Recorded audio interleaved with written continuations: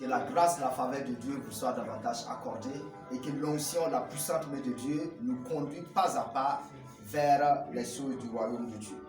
Donc nous voulons donc préparer le peuple de Dieu et nous-mêmes nous voulons nous préparer parce que le maître va bientôt venir.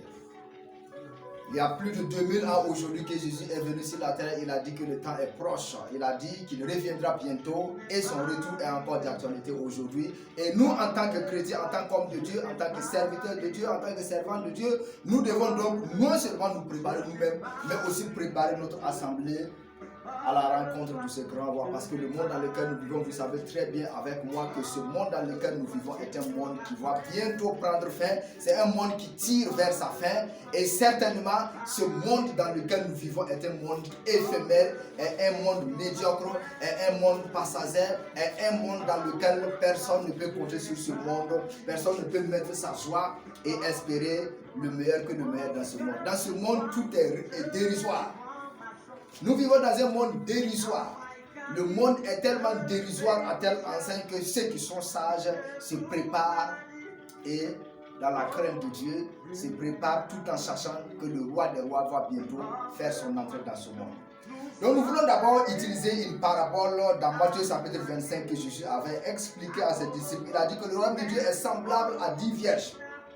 Il dit alors le royaume des cieux sera semblable à 10 vierges qui ayant pris leur lampe allèrent à la rencontre de l'époux.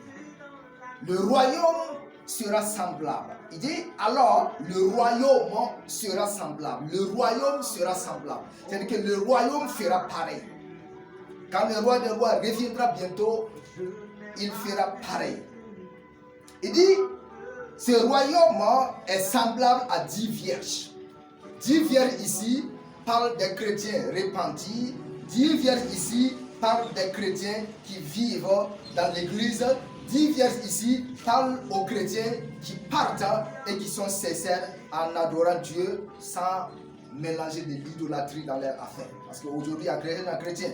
Il y a les chrétiens prostitués, c'est-à-dire ce n'est pas prostitué dans le sens comme vous l'entendez, c'est prostitution dans l'idolâtrie. C'est-à-dire qu'on ne peut pas avoir Jésus-Christ comme Seigneur et Sauveur et à la fois compter sur des démons et compter sur des féticheurs pour notre victoire. Ceux-là, c'est des prostitués, c'est des chrétiens prostitués. Donc ici, vierge ici veut dire chrétien sanctifié, chrétien qui n'a que le Seigneur comme maître. Vous savez, quand Jésus-Christ sera de retour, ça va être vraiment une très très grande catastrophe. Ça va être une très très grande catastrophe. Nous voyons aujourd'hui, c'est pourquoi l'église aujourd'hui, l'évangélisation est importante. Mais après l'évangélisation, l'homme de Dieu, après l'évangélisation, l'église doit faire la suivi des âmes et préparer donc les âmes à la rencontre du Messie. Il dit, le royaume est semblable à 10 vierges. 10 vierges ici qui veut dire 10 chrétiens sages. 10 vierges ici qui veut dire 10 chrétiens qui attendent le maître. 10 vierges ici veut dire 10 chrétiens qui servent Dieu. 10 vierges ici veut dire 10 chrétiens qui marchent dans l'onction du Saint-Esprit. Bien sûr, vous savez très bien avec moi que sans l'onction, on ne peut pas être chrétien. La Bible dit dans 1 Jean chapitre 2, il dit, vous avez reçu l'onction de la part de celui qui est saint et vous n'avez pas besoin qu'on vous enseigne parce que l'onction elle-même vous enseigne. Donc c'est l'onction en nous qui fait de nous des chrétiens. Donc sans onction, il n'y a pas de chrétien. Ne pensez jamais que vous pouvez être chrétien sans avoir une portion de l'onction vous permettant donc de vivre dans la communion avec le Seigneur. Donc les lampes ici, c'est le symbole de leur communion, c'est le symbole de leur relation avec Dieu. Donc ne pensez jamais que vous pouvez être chrétien sans l'onction. L'onction, c'est la présence active du Saint-Esprit dans la vie qui est l'onction. L'onction, c'est la présence active du Saint-Esprit. C'est-à-dire que les chrétiens dans lesquels l'onction est, si ce chrétien traverse un problème, il traverse des difficultés, il traverse des situations compliquées, le Saint-Esprit lui-même l'avertit, le Saint-Esprit lui-même l'informe des dangers, le Saint-Esprit lui-même le conseille, le console afin qu'il puisse donc supporter ses problèmes et demeurer victorieux sans aller voir un charlatan ou un sorcier pour un soutien spirituel, parce que l'onction même en nous est notre soutien spirituel. pour vous. Vous avez reçu l'onction. Et ça, c'est l'onction dont Jésus était en train de parler. Pour vous, vous avez reçu l'onction. Si tu as l'onction, il faut dire Amen avec moi. L'onction est très très importante. Et l'onction en nous doit être entretenue. L'onction en nous doit être entretenue donc par la parole de Dieu. L'onction en nous doit être entretenue par la prière. L'onction en nous doit être entretenue par les jeûnes, par la méditation et par notre relation personnelle avec le Seigneur. Donc l'onction qui n'est pas entretenue est une onction qui va tarir et qui peut-être malheureusement le maître viendra trouver qu'il ne peut pas compter sur toi pour son père. L'époux, quand il sera de retour, Jésus ne va jamais amener au ciel des chrétiens qui ne sont pas préparés. Jésus ne va jamais amener au ciel des chrétiens inconscients. Jésus ne va jamais amener au ciel les chrétiens qui ne vivent pas dans l'entretien de l'onction. Jamais, au grand jamais. C'est comme, je prends un exemple. Quelle fille insensée va, le jour de son mariage, se lever et se comporter comme un cochon pour se présenter au niveau de la mairie. Écoutez-moi très bien. Aucune fille ne va jamais, le jour de son mariage, se lever avec des robes châles, se lever avec la tête non peignée, se lever avec des habits très très souillés, se présenter à la mairie pour dire qu'il va se marier. Le monsieur, certainement, si tu es un homme, si tu es censé, tu vas d'abord dire que tu vas d'abord chercher à guérir, disons, ton fiancé avant le mariage. Ou bien tu vas demander à ce que vraiment, disons, les docteurs viennent voir. Ou bien qu'on commence à voir le cas, puisque tu ne peux pas te marier avec une femme qui n'est pas prête. Donc c'est la même chose aussi, ce serait exactement ce que Jésus va faire. Mais écoutez très bien. Vous savez, les gens pensent que Jésus, le Seigneur dont nous servons, les gens pensent que c'est un Seigneur, tout est bon comme bonbon. Voilà, tout est bon. Donc Dieu n'est pas seulement bon, il est aussi juste. Dieu n'est pas seulement bon,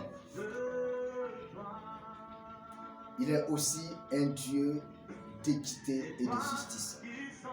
Donc, raison pour laquelle, quand le Fils de l'homme sera de retour, ceux qui n'ont pas entretenu, ceux qui ont pris leur temps à se battre entre chrétiens, puisqu'il y a ces combats aussi que nous voyons dans les églises, des frères qui se battent dans l'église, des frères qui se battent dans l'église, des serviteurs qui se battent dans l'église, souvent même pour des gloires éphémères, des gloires terrestres, pour des choses éphémères, en tirant à côté, en laissant à côté le but pour lequel ils ont été appelés. Bien-aimés dans le Seigneur, il est donc important pour nous que tout un chacun se prépare. Il faut que chacun se prépare.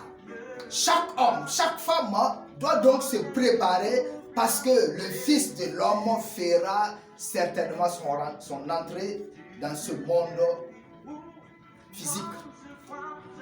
Vous savez très bien que ce monde ne pourra jamais subsister de cette manière. C'est un monde qui ne pourra jamais subsister de cette manière. Donc, nous revenons sur notre parabole. Le royaume de Dieu sera semblable à 10 vierges qui ont donc pris leur lampe à la rencontre de l'époux.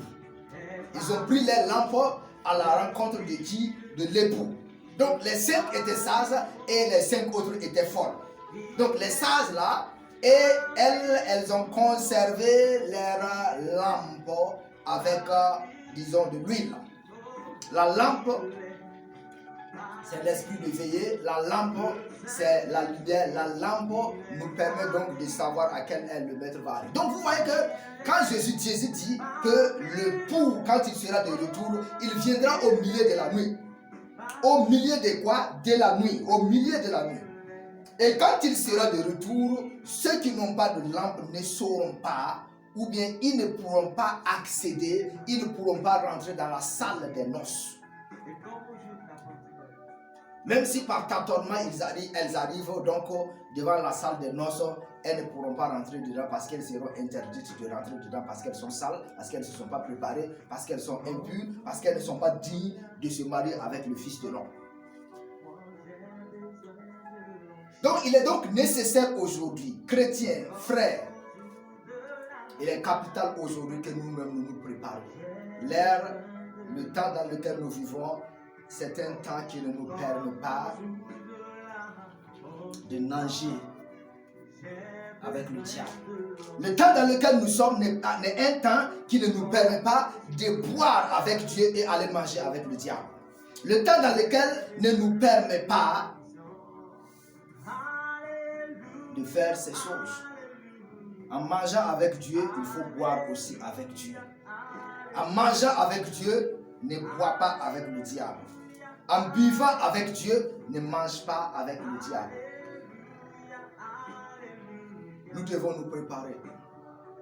Nous devons nous préparer. Nous devons nous préparer et préparer l'église. Parce que quand Jésus sera de retour, les gens pensent que quand Jésus sera de retour, il sera accessible à tout le monde. Non, ce n'est pas possible. Quand Jésus sera de retour, il sera accessible seulement qu'à ceux-là qui vivent dans la piété, qu'à ceux-là qui vivent dans l'onction, qu'à ceux-là qui cherchent la face de l'Éternel. Jésus-Christ reviendra bientôt et quand il sera de retour, ceux qui n'ont pas entretenu leur onction, ceux qui n'ont pas persévéré dans la prière, ceux qui ne se sont pas engagés dans la prière ne pourront pas rentrer dans la salle des noces.